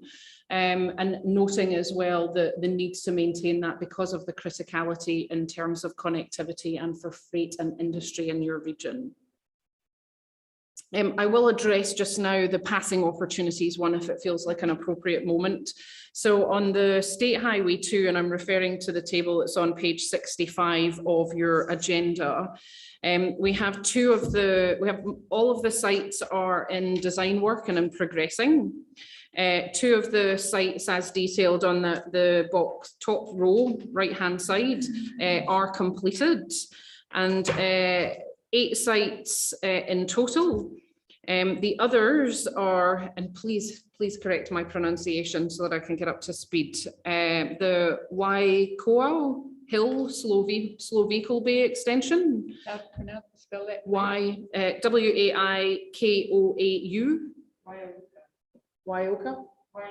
Waiawika. The Mohaka Viaduct Ascent. The Kakariki Mobile Lay-by. That's on the Mohaka and the Mohaka Coast Road. None of those on State Highway 35. That's Mohaka Coast Road, is that right? State Highway 2, yep. State Highway 2 and State Highway 35 passing opportunities. That was what was funded through the PGF and the NLTA. And even if there's anyone, either of your team able to tell us exactly which one is on State Highway 35? Then we have the Forerata Slow Vehicle Bay and the Forerata Lookout. None of those are State Highway 35. That's the information that we've been provided with. Sure, I appreciate that. Yes. But, and I know it's tough because you're new and you know the district's new to you, but none of those are State Highway 35.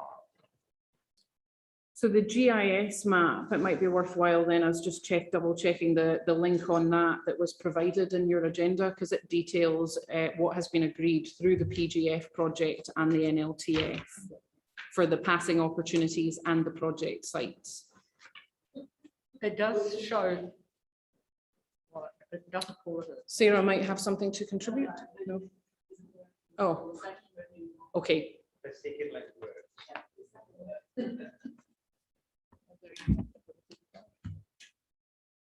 Anyway, beg your pardon, do keep going. Apologies for that. And then speed and infrastructure projects for across the region. We have, you'll be aware, the Tupuia Springs to Tokomaru Bay has now been announced.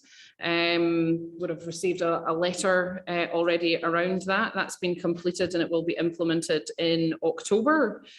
And then the next one to get underway is Opotiki to Gisborne. We're working through a process with how we take a Te Ao Māori approach to that, as was originally voiced. So we just need to work through what that actually looks like when it comes to a speed review process. It's also worth noting that a number of safety improvements as well will be made across the region on local roads and state highways in conjunction with the speed review works. And then lastly, just thinking a little bit about how we continue to shape our work together in the long term. We're really cognizant as a leadership team that there are a lot of different plans and strategies that we all have to keep across, all of different focuses, but all generally have a commitment to improving the social and economic prosperity of the community, and land transport is one of those. Local government tends to be much longer term focused in its view than perhaps Waka Kotahi has been traditionally, with more of a 3 and a 10-year view. So we are keen to partner with you more closely to have a look at how we can better align and take a longer term strategic view to managing your network and corridors of significance. One of the things that we're acutely aware of is that our funding environment is going to continue to shift. Whichever government is in the seat, their priorities will continue to change. And just like this region had done to be able to take advantage of the PGF programme of works, we need to make sure that we've got a long enough future line of sight and enough things being developed in terms of how we look at our network and what's important to position it to take advantage of alternative sources of funding as they arise. The other point that we've touched on already today is just the rise of importance of the metropolitan centres and making sure that regional, rural and remote communities have a strong enough voice at the table to compete for funding when it comes up as well. And that's something that we would like to work on collectively to ensure that that regional voice is heard. And then lastly, as a bit of assurance, because I am new, myself and also Jack Hankin, the maintenance and operations manager, did do a full network tour in August, right around 35 and State Highway 2 to have a look at the sites of importance. We stayed up in Hicks Bay for the evening and the hospitality was wonderful.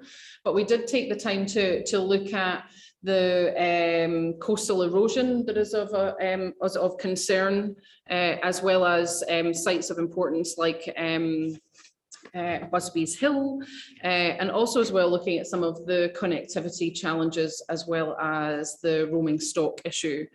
I have to say we were very heartened by a lot of the quality of the network, but a lot of the work that has been done, particularly in improved fencing right along the state highways. It seems like from the feedback from Helen Harris and all of her postings at the time that a significant amount of work's been done by the community right around the network to improve that. I think there's still work to be done on the local roads section, but overall it was very pleasing to see it. Just on the coastal erosion, I think there's a photo of one of the points in question at the bottom right there. I would just note, I think there's been some questions that have arisen around that and what's happening there. The rock that was placed there was as a temporary fix because of the erosion that was taking place. It is a high priority and the resource consent is currently sitting with council. As soon as that consent goes through, then we'll be starting work on that section. Also as well, I noticed when I was down there, there's some sort of cable happening across it. Chorus have told us that it is a redundant exposed cable, so it's not presenting any risk to anybody, knowing that it's a frequently visited site. So we're trying as hard as we can as a leadership team to get up to speed with your network and your communities. I'm pleased to know that's the end, and happy to take more questions.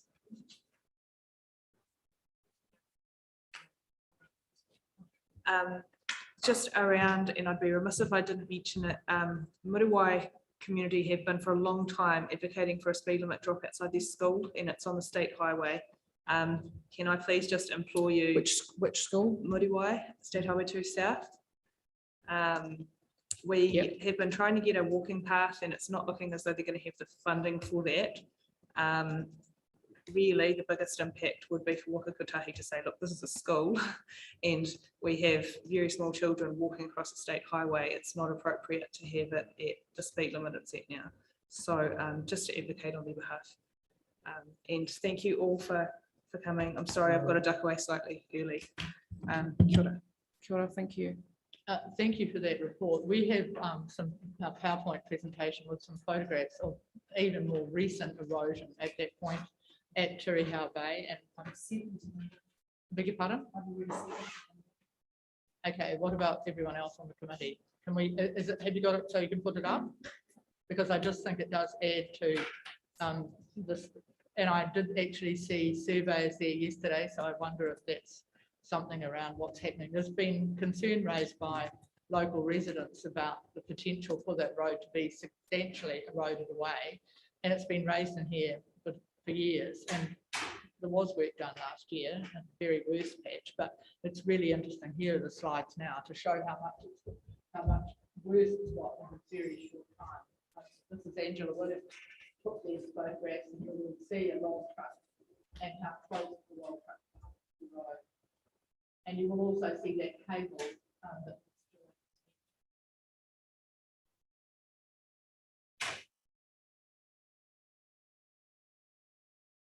there you go, there's a long truck coming, and it's only less than a metre on the roadway left between the end of the erosion and the barrier that's there right now.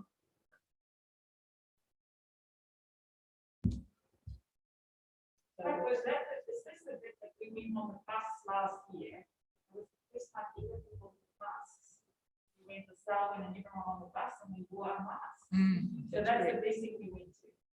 Yes, and that's when the first piece of work was done last year, but Ms. Stewart just said the rocks were temporary. But what's going to be done? What is the repair going to look like this time? Are you in a position to share that? I don't know what the detail is, but currently the resource consent is in with your council, and as soon as that's clear, the work will commence for a permanent fix for the site, as permanent as it can be with coastal erosion, but a much more substantial fix, I believe. Don't know if Ronnie, is there any more to add than that? No. Does anyone, do you want to add anything further? Because that is quite topical. Thank you very much, Ms. Conn, for those photographs. Are there other questions with respect to the report? Councillor Burdett. Copper Hill. Turn off. It's down to the one lane, and it's been that way for quite some time. There was a lot of work done by a drilling contractor earlier. If history repeats itself, nothing will happen till this time next year. So where are we with that? Now, I realise this is a strategic and policy type meeting, but this is the only chance we get to talk to transport agency people that can influence decisions. Copper Hill is called. I would need to come back to you on that, Councillor. Mr. Gaddam, thank you. Just a broader question. How much work's been done on the resilience of our network? I mean, the coastal ones, probably the closer. Obviously, we get affected with rain events and floods and what have you, and we have to clean up and slips and what have you. But the coastal one is far more pressing and expensive to solve, generally speaking, because of the environment. So how much of our network within our region is in our high hazard zones, and then what planning we're going to do around, because you know, you don't have to look very far to see what's happening with some of the storm events and things. How much planning are we starting to do around thinking, well, when we lose this, and this is a good example, how much do we keep trying to build defensive positions from an infrastructure point of view versus some sort of managed retreat, and where are we retreating to? What does that look like? Like, and that's, you know, we're not talking 3-year timeframes, not talking 6-year timeframes, probably talking 10 to 15, but how much work or thought has gone into what that's going to look like. And that's what we've recognised, and is the purpose of those last slides that I took you through, that work needs to happen. Because given what is happening, you know, in terms of the environment, climate, the type of geology that happens here, we don't have that right across the network. A longer term view on what our other options are, if there are any, and what we do in that instance. And that's what the regional team has identified, that we would like to work with council and community to understand that. I mean, that issue's been raised in the school time and time again, so it has to be lodged somewhere within the bowels of NZTA now. I think it's just, if I might, just before Sarah jumps in, it's an RTC, it's not a purely Waka Kotahi. We have to look at this collaboratively. We all have different roles that we play within the management of the network. And it's important that it is a holistic view. It is lodged with us in that we are bringing it here for discussion, that it's something that we want to do, but it's together. It's not a Waka Kotahi. But it's not like it hasn't been raised by the other half of the together group, this group. So we need to do it as an RTC. Sorry, Sarah. So through the chair, the business cases that were done a few years ago, which received PGF funding, one of those was around resilience for State Highway 35. And so there are some activities happening as a result of that, which is being funded through the PGF. What the team have been working on is preparing, when funding's available, design on other sites, because the landscape is constantly changing there. We've had to reprioritize where we've actually done those resilience projects, and there was a whole suite and program of works that was identified.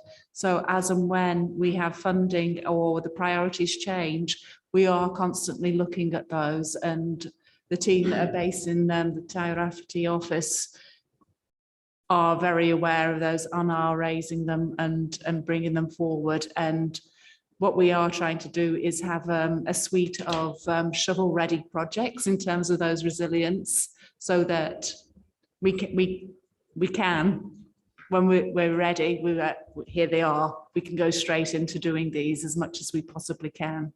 So we recognise that there is a resilience issue, and we want to do our best. Again, we have to go through a national prioritisation, and there is a national resilience programme business case. So there is a ranking of the most net parts of the network that have resilience issues, but something that is as Linda said, we can work on how we move these forward into the programme sooner rather than later. Thank you, and we do appreciate that, and we appreciate that you are the public face of the process, so it's not individually that we're expressing our frustration, but that we appreciate that you shared that with us, and this district did benefit substantially from the PGU and the PGF fund. So we are very grateful for that, which assisted so much of our region. But there are those critical areas that are of real concern, and areas that have been spoken about, time and time again. Being the port access, but also that eroded site, and couple of us travel that every day. I'm sure other people, Mr. Weatherall's trucks and other people's transport travel it daily, and the log trucks travel it daily. Through the chair, I think one of the significant projects that did get funded and has a probable for pre-implementation and possible for in this NLTP, as long as we can progress it well enough, is State Highway 2 and Waiwaka Gorge, and bringing that and making that more resilient, because then that allows that freight traffic between the Bay of Plenty and Tairāwhiti travel more safely. And those meetings. Yes. So I think that is a great win on that one, and certainly the team are really excited that we're going to be able to make a lot of progress on that one. Right, thank you very much for that. Other further questions to Ms. Stewart with respect to the report? Burdett? You would happily move the report. Thank you. I might just make a comment since, and I just want to acknowledge Linda, since you've come on board, you have proactively reached out to myself, to our CEO, to Councillor Seymour as well, and it's much appreciated. We always get a heads up. Even though we've done it a Zoom to Zoom, thank you for that. It doesn't go unnoticed. We can see that you're really trying to keep us informed, also always listening to what we're saying. So I just wanted to leave you with that as well. There's a lot that we still need done in our region, and we are a high needs region when we look at our transport, a relative small community with large lengths of road. But I just wanted to acknowledge and say we do appreciate your approach. Thank you. Is there a council member who's prepared to second that? You've moved it, Councillor Cranston. The paper's been moved and seconded. I'll put it to the meeting. All those in favour, please say aye. Actually carried. There was just one other general business item which we did touch on that call that we had with the mayor and the chief executive, and it might not have been able to be progressed, but I did flag it to Ms. Conn, and that was with respect to for want of no better word than debris from the Phoenix Palms and Pahutukawa that people are choosing to prune, inverted commas, randomly along State Highway 35 at Wainui-Okatu.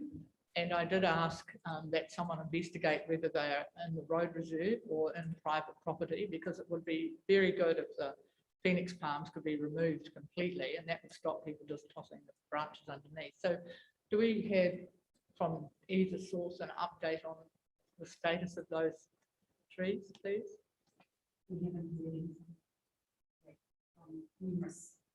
Beg your pardon, we can't hear Ms. Conn. We haven't heard anything back from and it's hasn't been done by council. And we were perfectly aware that, I mean, they were planted initially as part of the subdivision and to beautify the subdivision. So, yep, but some of them are, and it might need to be left for another time. Some of them actually are in the council playground park, the sports park, and some of them are in private property, but it is an eyesore when they're pruned and tossed over into the road reserve, which is what's happening at the moment. Myself and Helen Harris actually took a drive there today to have a look for ourselves, and thank you for raising it. We have discussed it internally.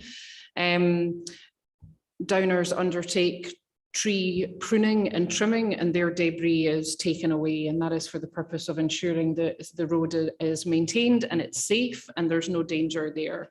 For those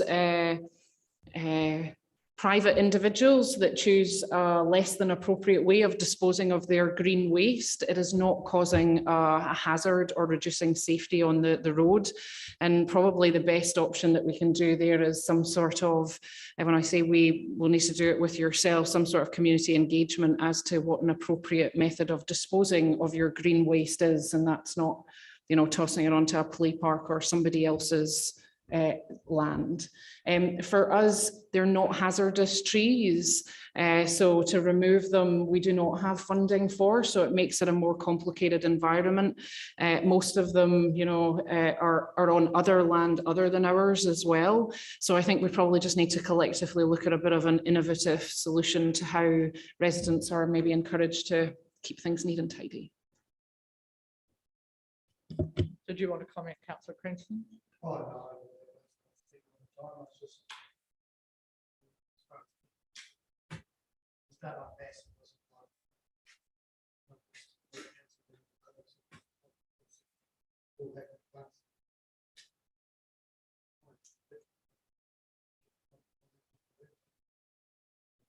Thank you, Worship.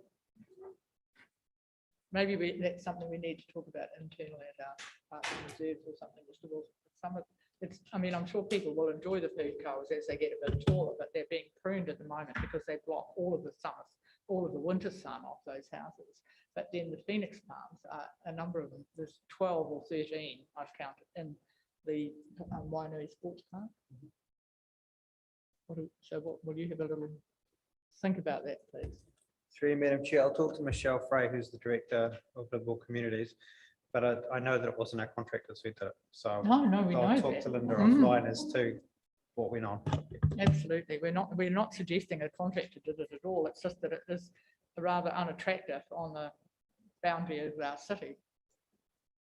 Right, thank you. So is there any other business, Mr. Councillor?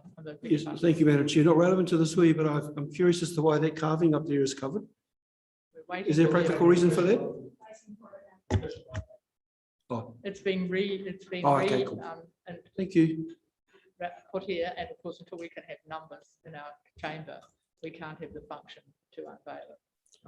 And its friend is out in the foyer. Thank you. Then we have covered the matters of this meeting. Thank you very much, everybody. Really appreciate. I don't think there was any passing lanes on State Highway 35, and consistent with Mr. Gaddam's comments, there definitely was one in the work program, I believe, for the south of Tukumara Bay Township, which is a very long hill, runs for 2 or 3 kilometres, and then we had got to the point of there being a passing lane tentatively on State Highway 35 south of Tukumara Bay. That seemed to have vanished. Through you, Madam Chair, it is on the work program for Waka Kotahi. It's to be done by end of 2022. So there's one for Busby's Hill, and there's an extension of the passing lanes when you come south from Tokomaru, and on the way up is on the website that you can see at the moment. Then there's further additions that happen on Gudgeon's Hill, and then there's another one further around towards past Hicks Bay. So there are a number on State Highway 35 when you have a look on the interactive map. Right, thank you. Madam Chair, did you want to update the committee on the potential new membership arrangement? What's happening there? There has been, yes, I mean, it is council business, but I'm happy to share it. There has been an overture from the cycling lobby to have a representative sit as a community advisor to this committee. And we were set to do, it was publicly advertised in the same way as other community advisors find themselves appointed to this committee. But then COVID came along, and so we've not been able to have the interview, and that will happen before the next meeting, I'm quite sure. It was publicly advertised. 2 people expressed an interest, and the council members of the committee will interview just as we did for the normal, and you're a voting member of the committee, so Ms. Stewart would zoom in potentially if you're not locally here, and Ms. Conn will advise of the date. That's not been set up because the continual delay, for want of a better word, of continuing to be in a level of lockdown has made that not particularly helpful. That's all I can say with respect to that. So if there's no further general business, I thank everyone for your participation today. Thank you to the new team from Waka Kotahi. It's good to meet you and have you here, and I'll ask to close our meeting.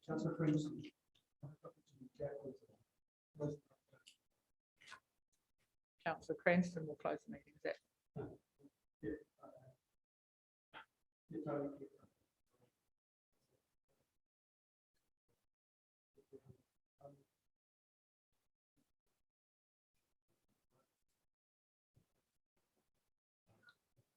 Thanks very much, everybody.